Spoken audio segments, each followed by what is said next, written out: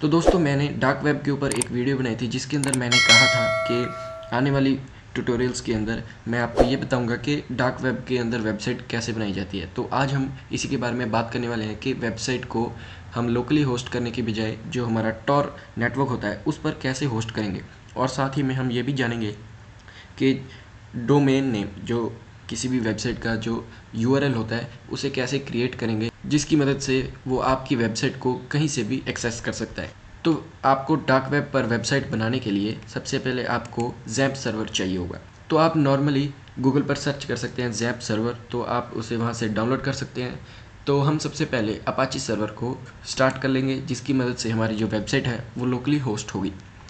तो जब आपका ज़ैम्प सर्वर डाउनलोड होता है तो एक फ़ोल्डर बनता है ज़ैम्प, तो इसे हम ओपन करेंगे। इसके बाद htdocs को खोलेंगे। तो इस फोल्डर के अंदर जो हमारी वेबसाइट की सारी फाइल्स एंड फोल्डर्स होते हैं इसे हम यहाँ पर कॉपी कर देंगे। तो मैंने पहले से ही techiki.html नाम से एक वेब पेज बनाया था, तो इसे मैंने पहले से ही कॉपी कर रखा है। तो इसके बाद हम क्या करेंगे, जो हमारा टॉर ब्राउज़र है उसे भी हम गूगल से डाउनलोड करेंगे। तो ऐसे ही टॉर ब्राउज़र का भी एक फ़ोल्डर बन जाता है। तो ये रहा टॉर ब्राउज़र का फ़ोल्डर, तो इसे हम खोलेंगे और यहाँ पर एक नया फ़ोल्डर क्रिएट करेंगे जिसका नाम होगा डोमेन नेम।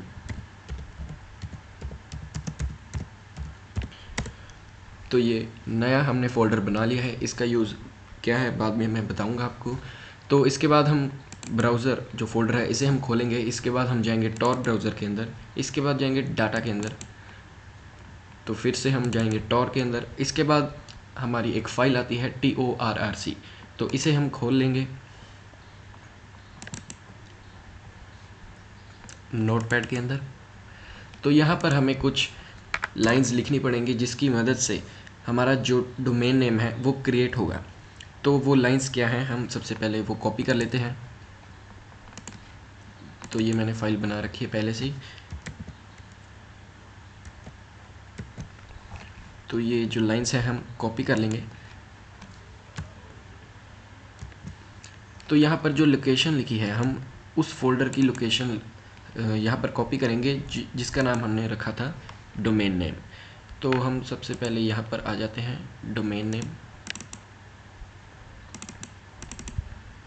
इसके बाद हम इसकी लोकेशन को कॉपी कर लेंगे। इसके बाद हम दोबारा से वहाँ पर आएंगे और यहाँ पर हम पेस्ट कर देंगे। इसके बाद हम सेव कर देंगे और फाइल को बंद कर देंगे।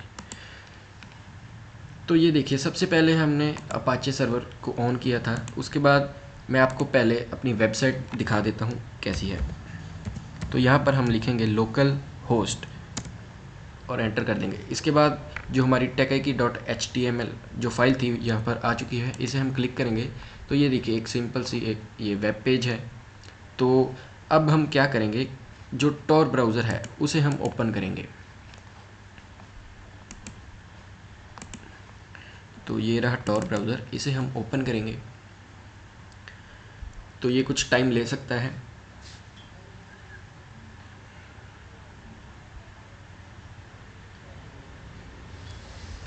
तो अब टॉर ब्राउज़र ओपन हो चुका है। अब हम दोबारा डोमेन नेम वाले फ़ोल्डर के अंदर जाएंगे।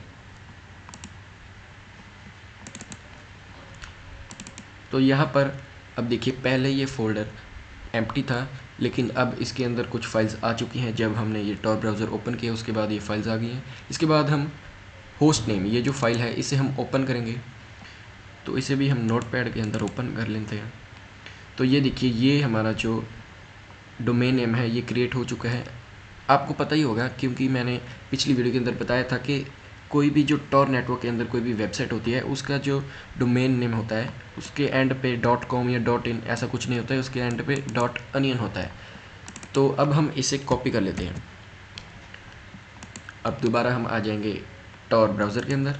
तो यहाँ पे हम करेंगे इस यूआरएल को पेस्ट और एंटर कर देते हैं। तो अब जो हमारी वेबसाइट थी वो इस टॉर ब्राउज़र के अंदर ओपन हो जाएगी। तो टॉर ब्राउज़र के अंदर थोड़ा टाइम लग सकता है लोडिंग होने के लिए, क्योंकि ये काफ़ी सारा इसका सर्किट जो है वो काफ़ी बड़ा होता है। तो अब ये देखिए हमारी वेबसाइट आ चुकी है techiki.html। तो ये देखिए दोस्तों, ये हमारी जो .onion जो हमारा डोमेन नेम था वो हमारा काम कर चुका है और हमारी जो वेबसाइट है वो Tor नेटवर्क के अंदर होस्ट हो चुकी है। तो अब अगर हम यही जो URL है इसे अगर हम क्रोम के अंदर कॉपी करते हैं और एंटर करते हैं तो क्या ये वेबसाइट आएगी या फिर नहीं? तो नहीं आएगी ये वेबसाइट, क्योंकि ये जो .onion जो डोमेन की जो एंडिंग है ये सिर्फ अनियन या फिर हम कह सकते हैं कि जो हमारा Tor ब्राउज़र है इसी के अंदर काम करेगी। तो अब हम सभी चीज़ें बंद कर देते हैं और जो मैं आपको बता देना चाहता हूँ, जो हैकर होते हैं वो ऐसे ही वेबसाइट्स बनाते हैं। अब आपने देखा होगा कि जो हमारा होस्ट नेम के फाइल के अंदर जो हमारा डोमेन नेम था वो कितना अजीब था। मैंने आपको पिछली वीडियो के अंदर बताया था कि इसका जो डोमेन नेम होता है वो काफ़ी अजीब होता है, जिसका कोई मीनिंग नहीं होता है, कितने यूज़लेस नंबर्स और डिजिट्स थे। तो ऐसे ही इन वेबसाइट्स को फाइंड करना काफ़ी मुश्किल होता है। तो अब देखिए हैकर्स क्या करते हैं, अपने कंप्यूटर के अंदर ऐसे ही काफ़ी सारी वेबसाइट्स बना लेते हैं और उन्हें होस्ट करते हैं। फिर उन्हें जो भी लिंक होता है, जो हमारा डोमेन नेम होता है, वो अगर किसी को भी सेंड करेंगे तो वो इंसान एक्सेस कर सकते हैं उनकी वेबसाइट को। बिना लिंक के हम इस वेबसाइट को एक्सेस ही नहीं कर पाएंगे, क्योंकि आपने देखा है इनका जो डोमेन नेम होता है वो काफ़ी यूज़लेस सा होता है।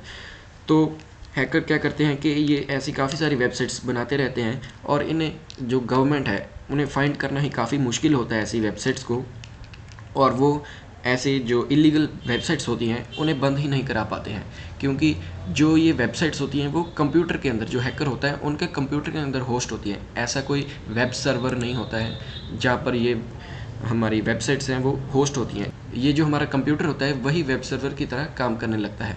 तो उम्मीद करता हूँ कि आपको ये पता चल चुका होगा कि वेबसाइट कैसे बनाई जाती है Tor नेटवर्क के अंदर। लेकिन मैं आपको ये भी बता देना चाहता हूँ कि इसे सिर्फ एजुकेशनल पर्पज़ के लिए ही इस्तेमाल में लें। कोई भी ऐसे इलीगल एक्टिविटीज़ मत करना इस इंफॉर्मेशन के साथ। तो अगर वीडियो अच्छी लगी तो वीडियो को लाइक कर देना, चैनल को सब्सक्राइब कर देना और बेल आइकन को दबा देना। हम आपके लिए इसी वीडियोस लाते रहेंगे और आपका नेटवर्क खर्च आते रहेंगे। धन्यवाद।